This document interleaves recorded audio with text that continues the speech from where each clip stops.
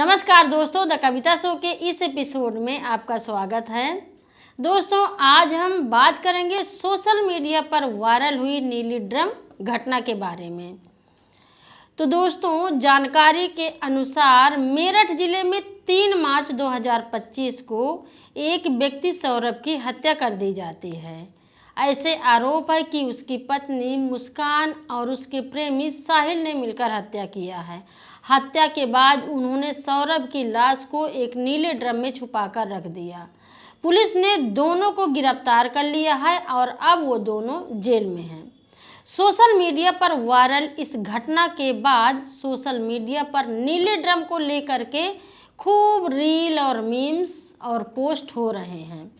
खास तौर पर इस घटना के बाद महिलाओं को निशाना बनाया जा रहा है, महिलाओं को हत्यारिन तक बोला जा रहा है। लेकिन क्या एक घटना के बाद इस अपराध को लेकर के किसी जेंडर को दोषी ठहराना ठीक लगता है आपको? बस मैं यहाँ पर ये कहना चाहती हूँ कि जिस तरह से औरतों को आपने ट्रोल किया है, एक हत्या के बाद आपने जिस तरह से उसको मजाक बना रखा है, इस नीले ड्रम को लेकर के कई तो ऐसी मीमें आई हैं कि गांव के गांव ड्रम ही लोगों ने बेच दिया। उसमें हंसने की इमोजी लगी हैं, हंसने के वॉइस लगा है, और ये सारी चीज़ें देख करके बहुत तकलीफ़ होती है, बहुत बुरा लगता है। कई बार ये लगता है कि आखिर ये समाज चाहता क्या है? क्या महिलाएं, लड़कियां क्या इस समाज का हिस्सा नहीं है? क्या उनको इस समाज में रहने, खाने, जीने का अधिकार नहीं है? महिलाओं के खिलाफ हिंसा के आंकड़ों की अगर मैं बात करूं तो भारत में महिलाओं के खिलाफ सबसे ज़्यादा अपराध की घटनाएं दर्ज हुई हैं। दहेज हत्या की अगर बात करूं तो एनसीआरबी राष्ट्रीय अपराध रिकॉर्ड ब्यूरो के अनुसार हर साल 7,000 से ज़्यादा महिलाएं दहेज हत्या की शिकार होती हैं। अगर वहीं मैं बलात्कार की बात करूं तो 2022 में भारत में 31,000 से ज़्यादा बलात्कार के मामले दर्ज हुए हैं। यानी हर दिन लगभग 85 महिलाओं बलात्कार की शिकार होती हैं। घरेलू हिंसा 2021 में 1 लाख से ज़्यादा महिलाएं घरेलू हिंसा की शिकार हुई हैं। लेकिन अब तक सोशल मीडिया पर अभियान क्यों नहीं चलाया गया है? जब इतने बड़े बड़े स्तर पर केस होते हैं, अपराध होते हैं, तो सोशल मीडिया पर मर्दों के खिलाफ कोई ट्रेंड नहीं चलता है। परंतु एक हत्या के बाद जेंडर को हत्यारिन कह देना आपके हिसाब से क्या सही लगता है? मैं आपको 2-3 ऐसे उदाहरण दे करके बताना चाहूँगी। 2024 में हमीरपुर जिले में एक घटना होती है। एक लड़की शादी के बाद ससुराल जाती है और सुहाग रात के दिन उसका पति मर्दांगना बढ़ाने वाली दवाई खाकर उसके साथ में सेक्स करता है। उस पति ने सेक्स के दौरान सारी हदें पार कर दी। इतनी क्रूरता की कि महिला का प्राइवेट पार्ट फट गया। उसी हालत में उसने अपनी पत्नी के साथ में 7 दिन तक लगातार सेक्स करता रहा और 7वें दिन महिला की मौत हो गई। इस तरह से अभी 8 मार्च 2025 को अयोध्या जिला में एक मामला सामने आया है, जहां पति ने सुहागरात के दिन अपनी पत्नी को मार डाला और फांसी पर लटका दिया, फिर खुद फांसी पर चढ़ गया। दूल्हा दुल्हन सामने दोनों ने, और परिवार वालों का कहना है कि खुशी हाल थे दोनों लोग, हंसकर सबसे खा पीकर और बोलकर रात को सोने के लिए गए हैं। लेकिन 9 की सुबह देर जब हुई, दरवाज़ा नहीं खुल रहा। तो एक और घटना दिल दहला देने वाली चित्रकूट जिला की 18 मार्च 2025 को आई, जिसको हमने रिपोर्ट किया, जहां पति शराब पी करके अपनी पत्नी को बेरहमी से मारा और उसके प्राइवेट पार्ट को चिमटा को गरम करके उसके प्राइवेट पार्ट में घुसेड़ दिया और फिर मिर्ची पीसकर डाल दिया और महिला के मुंह को बांध दिया ताकि वो किसी से बता ना सके। क्या हुआ आपके साथ?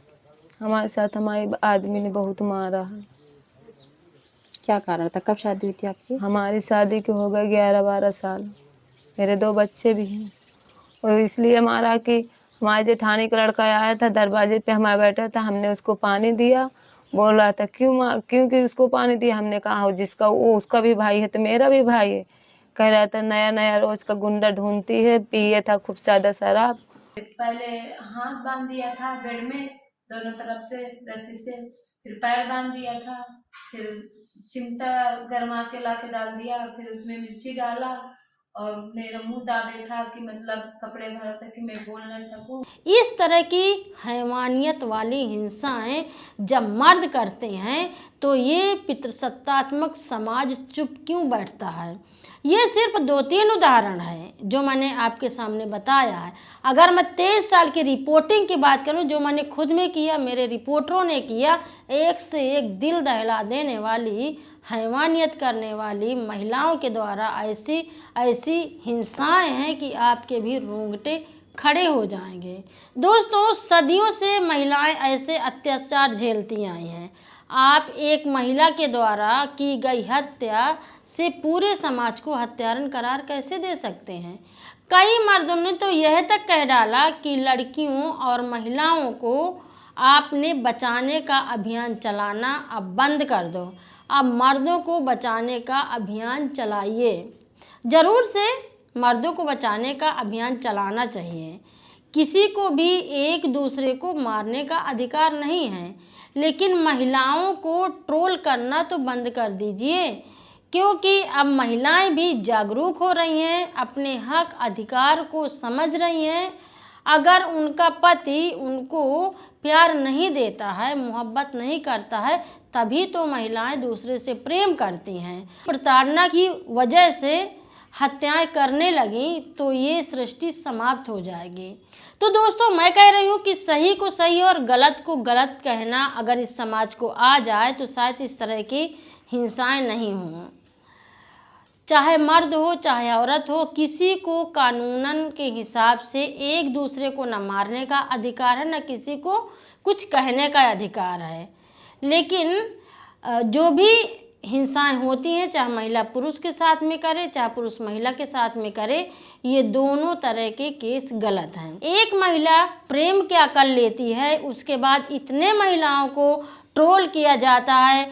5 बच्चों की माँ प्रेमी संग फुर हो गई है, 3 बच्चों की माँ प्रेमी संग भाग गई है और उनके अश्लील वीडियो फोटो बना करके डाले जाते हैं। मैं एक महिला हूँ, मैंने महिलाओं के साथ में काम किया है, क्लोजली काम किया। मुझे पता है कि महिलाओं का दुख दर्द क्या होता है, महिलाओं की फीलिंग क्या होती है।